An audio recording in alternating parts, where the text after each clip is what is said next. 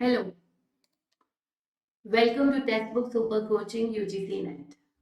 Myself, Dr. Hinada.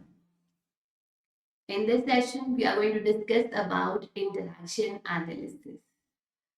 So, the agenda for this particular session will be to discuss what is interaction analysis. यानी हम define करेंगे interaction analysis term को. Then we will study कि interaction analysis को आप कैसे use कर सकते हैं as a tool of assessment. And what is the complete procedure to use interaction analysis. So before I proceed ahead, I just want to ask you, according to you, आपको क्या लगता है interaction analysis term का meaning क्या हो? Interaction word का मतलब क्या होता है? एक बार सोचिए. इंटरैक्शन संवाद दो लोगों के बीच में, कम्युनिकेशन बिटवीन टू पीपल. लेकिन जब हम एजुकेशन की बात करते हैं, कम्युनिकेशन किसके बीच में होता है? टीचर और स्टूडेंट के बीच में. और एनालिसिस का मतलब होता है उसका विश्लेषण करना, यानी उसको डीपली स्टडी करना. एम आई राइट? यानी हर एक चीज के पहलू में जाना, उसके प्रॉस एंड कॉन्स, उसके कॉज एंड इफेक्ट, हर एक चीज को समझना. So interaction analysis means to deeply understand the communication between the teacher and the students. That is between me and you. So interaction analysis को फ्लेंडर ने define किया है. It is the participation or rather the communication between the student and the teacher. तो student and teacher के बीच में जो communication है, जो पार्टिसिपेशन है, उसको फ्लेंडर्स ने डिफाइन किया है as interaction. Clear? So it is the interactive process between the teacher and the student. That is called as your interaction analysis. Clear? Interaction analysis को करने के कई तरीके हैं. यानी अगर हम टीचर और स्टूडेंट के बीच के कम्युनिकेशन को असेस करना चाहते हैं, समझना चाहते हैं, so for that we can use Flender, we can use reciprocal category system, equivalent job categories, and even verbal interaction category system. And we also have Galloway, but फिलहाल हम पढ़ेंगे सिर्फ Flender and Galloway, which is the part of your course. अब क्यों important है interaction analysis और क्यों important है हमें इंटरैक्शन एनालिसिस करना? देखिए, सबने बार बार ये टर्म सुना है फॉर्मेटिव असेसमेंट. एम आई राइट? आप सभी लोगों ने फॉर्मेटिव असेसमेंट के बारे में सुना है. क्या होता है formative assessment? Formative assessment is conducted during the session, during the academic semester. Am I right? यानी फ्रीक्वेंट, बार बार आप लोग करते हैं. एज अ टीचर करा जाता है, एज अ स्टूडेंट हम करते क्यों? ताकि हमें ये पता लगे कि आर वी प्रोग्रेसिंग, हम सही दिशा में है या कहीं पर कोई मिस्टेक है और हमें इम्प्रूव करने की जरूरत है. राइट? वही काम करके देता है आपको इंटरैक्शन एनालिसिस. यानी आपको ये मालूम चलता है कि क्लासरूम का जो ये इंटरैक्शन है आपके और स्टूडेंट के बीच में, क्लासरूम पार्टिसिपेशन है जो स्टूडेंट्स का, वो 100% है या नहीं. एज ए टीचर आपको ये पता लगता है कि आपके पढ़ाने का तरीका सही है, क्या आप बच्चों को नोटिस कर रहे हैं, आप बच्चों की डाउट्स को क्लियर कर रहे हैं, आप बच्चे को मौका दे रहे हैं कि अपनी डाउट क्लियर कर पाए, कुछ क्लास में अपना व्यू पॉइंट शेयर कर पाए. Is your class interactive? आप both the people equally taking the initiative या सिर्फ स्टूडेंट चुप है और टीचर एक्टिव है? So overall classroom verbal interaction को इम्प्रूव करने में हेल्प करता है आपका इंटरैक्शन एनालिसिस. ये हेल्प करता है एक टीचर को अपनी क्लासरूम को और ज्यादा इंटरैक्टिव बनाने में और स्टूडेंट्स के पार्टिसिपेशन को और ज्यादा हाईलाइट करने में और ज्यादा स्टूडेंट्स का पार्टिसिपेशन बढ़ाने में. So basically, teacher gets to know whether she is able to engage the students in the classroom. Are the students taking the equal initiative? And is the class lively, or it is only teacher centered, or students neglect हो रहे? So overall, it helps you to improve your classroom communication and interaction. And good thing is कि आप interaction analysis को और भी techniques के साथ combine कर सकते हैं to overall assess the classroom situation. Clear? So yes, it is going to take into consideration the verbal interaction जो आपके और स्टूडेंट्स के बीच में हो. Now, Flinders interaction analysis category. So सबसे पहले interaction analysis में हम पढ़ने वाले हैं Flinders interaction analysis, यानी FIACS. So the first thing that we are going to study is Flinders interaction analysis category system. And let me tell you, सबसे ज्यादा अगर क्वेश्चन आते हैं एग्जाम में तो फ्लेंडर में से जरूर आते हैं. ये यूनिट नंबर 7 का पार्ट है, that is pedagogy, andragogy and assessment. And Flander में से लाइक 90% ऑफ द टाइम आपको क्वेश्चन मिलता है. तो फ्लेंडर्स ने क्या दिया है, इंटरैक्शन एनालिसिस. आप समझ गए इंटरैक्शन एनालिसिस क्या होता है, classroom teaching learning process, classroom communication को समझने के. ठीक है.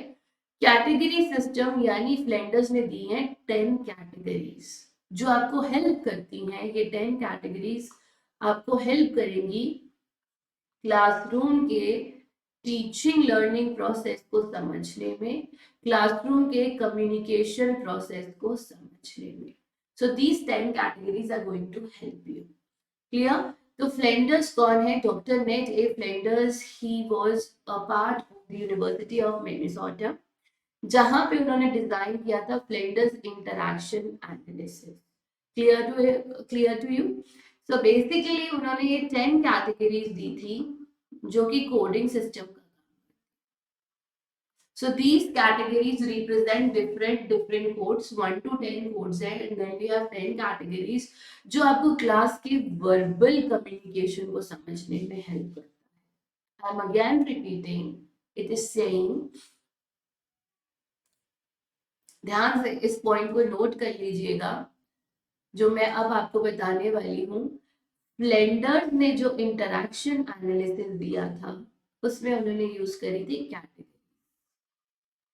और ये कैटेगरीज टोटल कितनी है, 10. और ये 10 क्या है, these are. So Flander has given total 10 categories use करी थी. कितनी कैटेगरीज थी, 10 कैटेगरीज जो कि डिफरेंट कोड से रिप्रेजेंट की जाती है. और ये 10 की 10 कैटेगरीज किसकी थी, वर्बल कम्युनिकेशन. आई मीन ये आपके टिप्स पे होना चाहिए, it should be on your tips जो अभी मैंने स्क्रीन पे लिखा है. सो फ्लेंडर ने सिर्फ और सिर्फ वर्बल कम्युनिकेशन की बात करी थी, मौखिक जो मैं बोल रही हूँ. यानी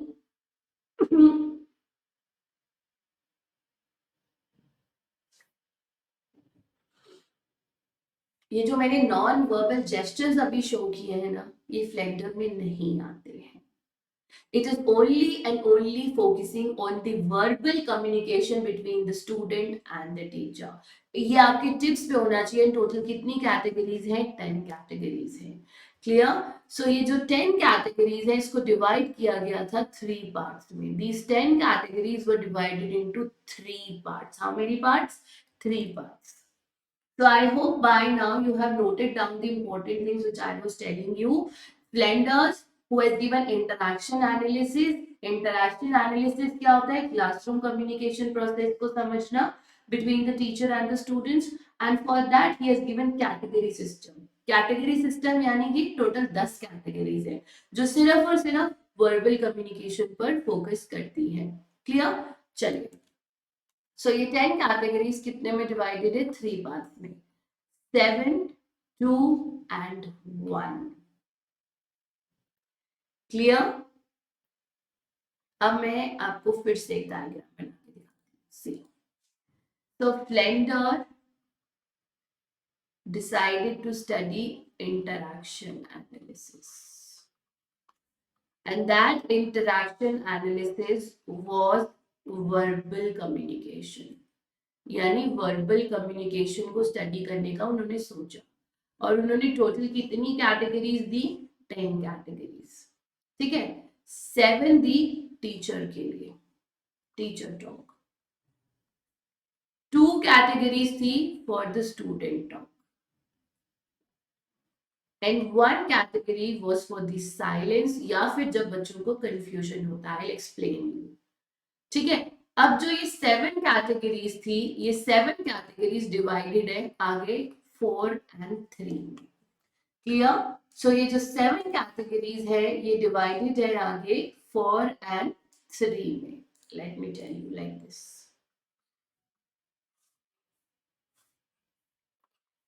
So 7 for teacher talk, 2 for student, and 1 for silence, or you can say confusion. So teacher is again divided into 2 parts, 4 for the indirect and 3 for the direct. Fine. तो प्लीज ये अपने पास डायग्राम ड्रॉ कर लीजिए, draw this diagram. And आप इनके codes change नहीं कर सकते। Be very careful, you can not change the code, आप कोड को चेंज नहीं कर सकते।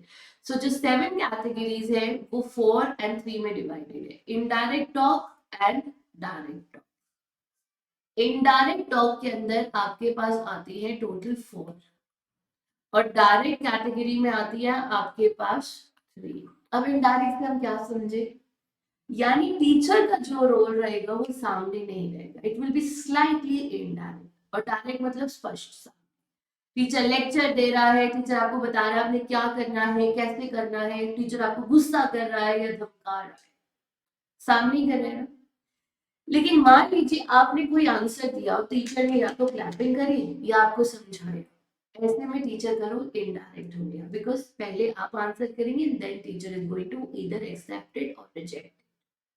टीचर ने आपसे कोई सवाल पूछा, so when I am asking questions direct में तो आपका रहेगा जब आप उसका आंसर बैक करोगे, so that is again indirect. Clear? So let me explain you each and every category. 7 श्रेणियां जो टीचर की है, शिक्षक के लिए, 2 श्रेणियां जो कि छात्र के लिए है, और एक मौन या भ्रम को रिप्रेजेंट करती है। चलिए तो इसको समझ लेते हैं। पहली आती है टीचर टॉक कैटेगरी, जिसमें टोटल कितने हैं,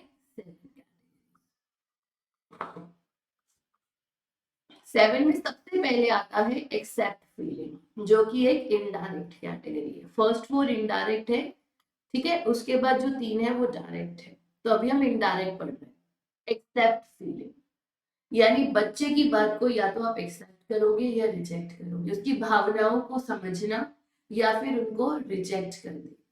क्लियर? या तो सकारात्मक वे में या फिर नकारात्मक वे में, या तो आप बच्चे की भावना को समझोगे या आप उसको निग्लेक्ट कर दोगे।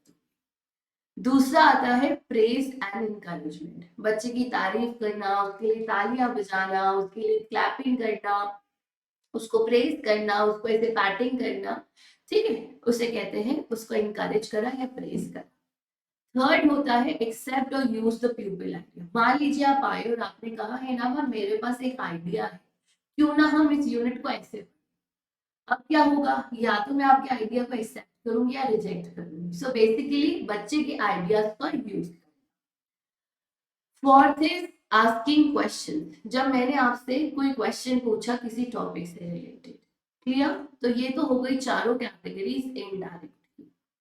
अब हम आते हैं 5, 6 और 7, जो तीनों कैटेगरीज आपके डायरेक्ट का। These are belonging to your direct category. तो लेक्चर देने का मतलब क्या होता है, मैं क्लास में आई हूँ, मैं आपको लेक्चर दे रही हूँ, दैट इज समथिंग डायरेक्ट, जो मैं स्ट्रेट फॉरवर्ड कर। मैंने आपको बोला बेटा आपने एक ड्राइंग बनानी है, 4 लाइंस बनानी है और उनकी जो लेंथ होनी चाहिए वो 3 सेंटीमीटर होनी चाहिए। मैंने आपको बताया कैसे करना है और कितनी कितनी रिक्वायरमेंट है। ये होता है ऑर्डर देना, ये होता है डायरेक्शंस देना। एंड क्रिटिसाइजेस और जस्टिफाइज अथॉरिटी, मतलब जब मैं आपके ऊपर हुक्म जमाती हूँ, जब मैं ये आपको रियलाइज कराती हूँ कि हाँ मैं टीचर हूँ और जो मैं कहूंगी आपको वैसे करना। So where I am going to show you my supremacy और you can say authority. Clear? So I hope teacher की जो 7 कैटेगरीज है वो क्लियर हो गई होंगी। So once again you should be able to draw this diagram, कि आप कभी भी गलती मत करना, इनके कोडिंग्स को चेंज मत करना। So for teacher talk, you have 7 categories for teacher talk, out of which 1, 2, 3, 4 are for the indirect, and 5, 6, 7 are the direct. Clear? ये वेरी इंपॉर्टेंट है, इसको कंफ्यूज मत कीजिएगा please. Now coming to the pupil talk, जिसमें आता है आपका 8th and 9th, response and initiation. Now response means आपसे हमने कोई क्वेश्चन पूछा, आपने उसका जवाब दिया, आपने उसका आंसर. एंड इनिशिएशन मीन्स आपने हाथ खड़ा किया और बोला मैम मैं कुछ कहना चाहता हूँ, मैं कोई पॉइंट शेयर करना चाहता हूँ, मैं अपना कोई पक्ष रखना चाहता हूँ, मैं I want to share my views. So pupil talk has 2 categories, response and initiation. Response means any kind of answer I am giving. Initiation हम किसी चीज में lead कर. Fine. And the last category, 10th one, is of silence. That is of silence. देखिए अगर आपको class में कुछ नहीं समझ आएगा, आप ऐसे परेशान बैठ जाओगे. Your facial expressions will tell us कि आपको कुछ नहीं समझ. ऐसी स्टेट में आप बैठे हो, आपको नहीं पता मैम क्या बोल रही, सब ऊपर से जा रहा है, बिल्कुल शांत और परेशान. सो ऐसी सिचुएशन में ना टीचर टॉक है ना स्टूडेंट टॉक है, it's just that you are totally confused. या फिर अगर ये टॉपिक खत्म हो जाता है तो टीचर पॉज लेता है, 1 सेकेंड 2 सेकेंड 5 सेकेंड्स का पॉज लेके नेक्स्ट टॉपिक पे चलता है. तो ऐसी सिचुएशन में क्लास में क्या हो जाता है, साइलेंस. सो ये जो 10th कैटेगरी है, this is for silence. Clear? Fine. So this is the complete chart that is there for you, and इस chart को आपने ऐसे ही learn करना है. It should be memorized in the same order. So the first 4 category are indirect. The next 3 category are direct. और ये जो total 7 categories है, ये क्या बन गई, teacher talk. Clear? Then 8 and 9 are the student category, student talk. And the 10th one is silence or confusion. Fine. Accept feeling, आपकी बात को या तो accept करना, आपकी भावनाओं को समझना.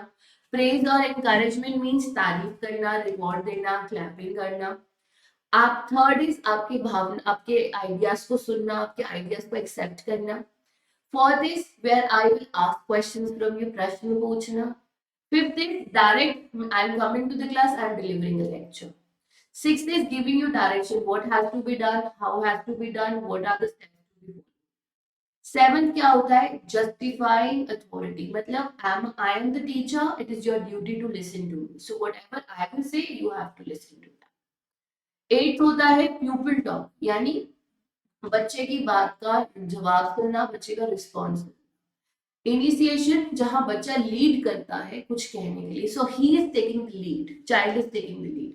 और 10th है साइलेंस या फिर कंफ्यूजन. Fine, great.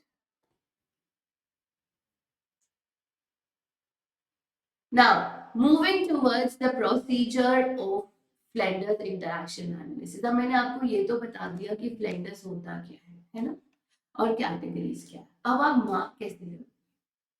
मान लीजिए आपने देखा कि क्लास में टीचर लेक्चर दे रहे हैं, ठीक है, हम क्या करेंगे, रिकॉर्ड करते हैं. तो बहुत जरूरी है, पूरे क्लासरूम इंटरैक्शन को हम क्या करते हैं, सबसे पहले रिकॉर्ड करते हैं. और रिकॉर्डिंग देखते समय हमने देखा कि एक टीचर ने लेक्चर दे, तो हम लिख देंगे 5 कोड. तभी तो इसका नाम coding system, category system. Then आपने देखा एक बच्चे ने हाथ खड़ा करा और क्वेश्चन पूछा. अब अगर बच्चे ने हाथ खड़ा करके क्वेश्चन पूछा है तो आप क्या लिखोगे, 9 नंबर. देन आपने रियलाइज करा कि टीचर ने उसको उसके आंसर को समझा, उसकी फीलिंग को एक्सेप्ट किया, 1 नंबर. ठीक है. देन यू नोटिस टीचर ने दोबारा से लेक्चर दिया and she continued with the lecture. So this is how आपने कोडिंग करनी होती है, on the basis of the recording और on the basis of the observation. ऐसे आप कोड्स बनाते. क्लियर? तो सबसे पहले क्या होता है, आपको एक प्रॉपर ऐसा इवैल्यूएटर चाहिए जिसको फ्लेंडर्स को यूज करना है। आप किसी को नहीं बोल सकते कि आप ये बैठ के कार चार्ट बनाइए, कोडिंग्स कीजिए। द एग्जामिनर और द इवैल्यूएटर के पास पूरी नॉलेज होनी चाहिए फ्लेंडर्स की। नाउ ये जो कोड हमने ऊपर लिखा स्क्रीन पे आपने नोटिस किया होगा 5915, तो हर 3 सेकेंड्स के बाद कोड चेंज होता है, हर 3 सेकेंड्स के बाद। मान लीजिए 3 सेकेंड्स तक टीचर ने लेक्चर दिया 5, फिर से 3 सेकेंड तक टीचर ने लेक्चर दिया 5, फिर से 3 सेकेंड तक टीचर ने लेक्चर दिया 5, देन स्टूडेंट ने क्वेश्चन पूछा 9, देन टीचर ने उसका आंसर सुना एक्सेप्ट फीलिंग 1। मान लीजिए 3 सेकेंड हो गए, अभी भी टीचर उसके आंसर को सुन रही है, एक्सेप्ट कर रही है, you will write again 1।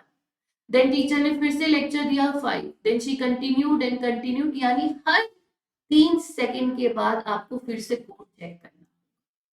Clear? And starting and ending में it is necessary to write 10 as the code, यानी बीच में आप 5 1 3 4 आपका जो भी होगा XYZ, बट आपको उसके स्टार्टिंग में और उसके एंडिंग में 10 ऐड करना होगा। वाई?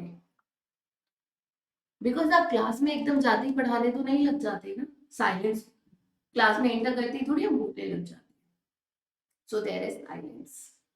उसी तरीके से जब क्लास एंड होती है तो एकदम से एंड हो जाती है, and again there is silence. So you need to add 10 in the front and at the end for sure. भूलिएगा मत, ये क्वेश्चन एग्जाम में आ सकता है। Clear? So after every 3 seconds, you have to give a signal, you have to give a code. And 10 should be added in the starting and at the end. Clear? तो जब आप ये codings कर रहे होते हैं 10 1 5 5 5 8 then 10, इसको आप बोलते हैं एनकोडिंग। एंड इन कोडिंग के बेसिस पर जब आप फाइनल रिजल्ट्स बताते हैं, जब आप स्कोर्स या आप लोग फॉर्मूलाज यूज करके कैलकुलेशंस करते हैं, जो रिजल्ट्स आते हैं उसको आप बोलते हैं decoding. Clear? So it is called as encoding and decoding. Fine. So एक बार फिर से थरो रिवीजन कर ले। फर्स्ट देखिए एग्जाम में आपसे क्या क्या पूछा जाएगा मैं आपको बता देती हूँ, what all can be asked in the exam. First of all blenders ने क्या दिया था, तो इंटरैक्शन एनालिसिस दिया। ठीक है, कौन सी कम्युनिकेशन चेक करता है, सिर्फ और सिर्फ वर्बल, नॉन वर्बल नहीं करता। मैं फिर रिपीट कर रही हूँ। टोटल कैटेगरीज कितना है, 10 कैटेगरीज है। 10 कैटेगरीज में से 7 कैसा है, टीचर टॉक के लिए, 3 कैसा है, स्टूडेंट टॉक के लिए, सॉरी 2 कैटेगरीज, एंड 1 कैटेगरी कैसा है, साइलेंस या फिर कंफ्यूजन। फाइन, तो टोटल कितना हो गया, 10 कैटेगरीज। क्लियर? तो जो क्वेश्चन आएगा वो यही आएगा, फ्लेंडर इंटरैक्शन एनालिसिस। देन किस तरह का कम्युनिकेशन होता है, वर्बल, कितनी कैटेगरीज होती है, 10 में से 7 teacher talk, 2 student talk and 1 silence. और 7 को भी फर्दर बाइफरकेट कैसे करा है, 7 में भी 4 indirect and 3 are your direct. Fine, बढ़िया। एंड कौन सा नंबर, कौन सा कोड ऐड करते हैं हम स्टार्टिंग एंड एंडिंग में, इट इज 10। और कितने सेकंड्स के बाद आपको अपना नया कोड देना होता है, आफ्टर एवरी 3 सेकंड्स। वंडरफुल, बढ़िया, great. So giving you 1 minute to just write down everything in your flowchart. मैंने आपको पहले भी बताया था, you need to write down everything in the flowchart. So come on, come on, I'm just giving you 1 minute to note down the things in the form of a flowchart.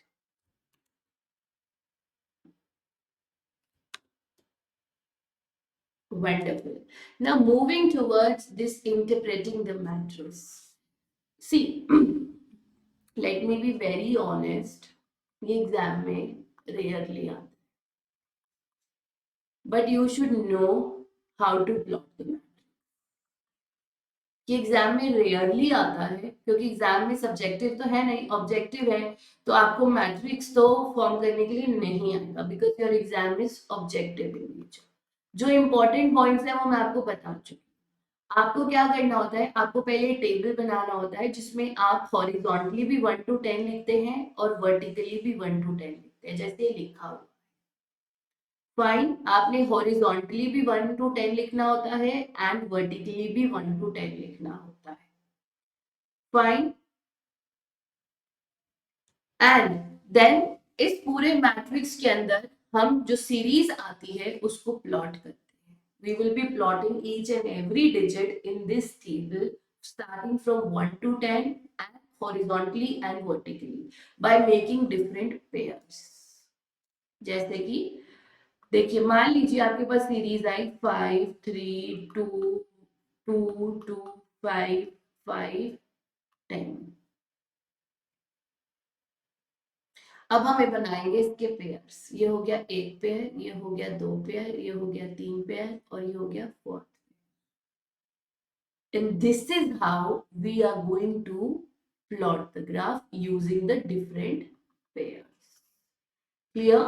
तो इस तरह से हम करते हैं इस ग्राफ में plotting, which is not a part of your syllabus. वो काफी डीप में हो जाएगा। We will be studying in the coming classes कि हम इस पूरे ग्राफ को प्लॉट कैसे करेंगे यूजिंग दीज पेयर्स। बट आपने याद क्या रखना है कि 10 will be added in the starting at the end also, और हर 3 सेकेंड्स के बाद आपका कोड चेंज होगा। But do not worry right now, because आपको एग्जाम में ग्राफ प्लॉट करने के लिए, मैट्रिक्स बनाने के लिए नहीं आएगा, बिकॉज आपका पेपर ऑब्जेक्टिव है, आपका पेपर सब्जेक्टिव नहीं है। But we will be studying ये प्लॉट करना कैसे। हम आने वाले सेशन में डिस्कस करेंगे, सीखेंगे कि इस पूरे के पूरे मैट्रिक्स को कैसे प्लॉट किया जाता है। Now coming to the advantages of Flanders interaction analysis. सबसे बड़ा एडवांटेज ये है, आपको ये पता लगता है आपका क्लासरूम कम्युनिकेशन कैसा। So you learn what kind of classroom communication is, और आपको कहां पर इंप्रूव करने की जरूरत है, where exactly you need to improve. So you will get a clear picture, accurate inferences about the classroom verbal communication. Clear? और ये मैट्रिक्स आपको हेल्प करता है ऑब्जेक्टिवली स्टडी करने में, यानी आपके पास प्रूफ होता है। इस मैट्रिक्स को देख के इजिली कोई भी बता सकता है कि देखिए, फिफ्थ कैटेगरी का मतलब क्या है, लेक्चर देना, और यहाँ पे भी लिखा है लेक्चर देना। इसका कॉमन पार्ट में आइए, यानी 15 बार टीचर लेक्चर दे रहा था क्लास में। 15 बार ये देखा गया कि टीचर लेक्चर दे रहा था, यानी कहीं ना कहीं क्लास में टीचर का जो रोल था वो ज्यादा था। यानी विद प्रूफ आपको पता लगता है कि आपकी क्लास में टीचर का क्या रोल था, स्टूडेंट का कितना इंटरैक्शन था। यानी आपको प्रॉपर फीडबैक मिलता है about your performance with proof. Clear? तो ये क्लासरूम में बच्चों का आपस में इंटरेक्शन कैसा है टीचर के साथ, और कितना इमोशनल बॉन्ड है। देखिए, अगर टीचर बच्चे की फीलिंग्स को एक्सेप्ट नहीं करता और रिजेक्ट कर देता है, अगेन एंड अगेन टीचर बच्चे की फीलिंग को रिजेक्ट कर रहा है, that means emotional connectivity class में लो है। और अगर टीचर बच्चे को एक्सेप्ट करता है, उसको रिवॉर्ड देता है, अप्रिशिएट करता है, यानी क्लास में पॉजिटिव सोशल एनवायरनमेंट। क्लियर? वही इसके डिसएडवांटेजेस क्या है। पहली बात, जो भी एग्जामिनर है या इवैल्यूएटर है, उसके पास इन डेप्थ नॉलेज होनी चाहिए इस मैट्रिक्स को बनाने की। ये बच्चों का खेल नहीं है। एंड हर 3 सेकेंड्स के बाद आपको कोड लिखना है, यानी आपको बिल्कुल कॉशियस रहना है। अगर 1 सेकेंड के लिए भी आपका माइंड डाइवर्ट हुआ, आपका कोड गलत हो जाएगा। सो पूरा टाइम आपको बहुत, जो कि इम्पॉसिबल है, and it is very time consuming. बहुत टाइम लगता है इस पूरे। मान लीजिए किसी की क्लास, फॉर एग्जाम्पल मैं कहती हूँ 30 मिनट्स की क्लास, तो 1 मिनट में कितने सेकंड्स होते हैं, 60 सेकंड। तो 30 मिनट्स में कितने सेकंड हुए, 30 into 60 दैट इज 1800 सेकंड, है ना। अब 1800 को 3 से डिवाइड करो, यानी 600 codes banana. Is that easy? So it's very time consuming. Clear? तो यहाँ पे अगर इवैल्यूएशन में नजर झुकी, पूरा का पूरा जजमेंट आपका चेंज हो जाए। क्लियर। एंड यहाँ पे आप कंटेंट एनालिसिस नहीं करते हो, it is only classroom interaction. यहाँ पे कंटेंट का एनालिसिस नहीं होता है, there is no content analysis, and it is also very costly and very time taking task. It is very much time taking task. So and also यहाँ पे सिर्फ verbal पे फोकस किया, नॉन वर्बल पे नहीं किया जाता, तो वो मिस हो जाता। Fine. So if I make you revise, तो सबसे ज्यादा इंपॉर्टेंट जो आपके लिए है याद रखना वो ये है, the most important points to be remembered is कि फ्लेंडर्स ने क्या दिया था, इंटरैक्शन एनालिसिस।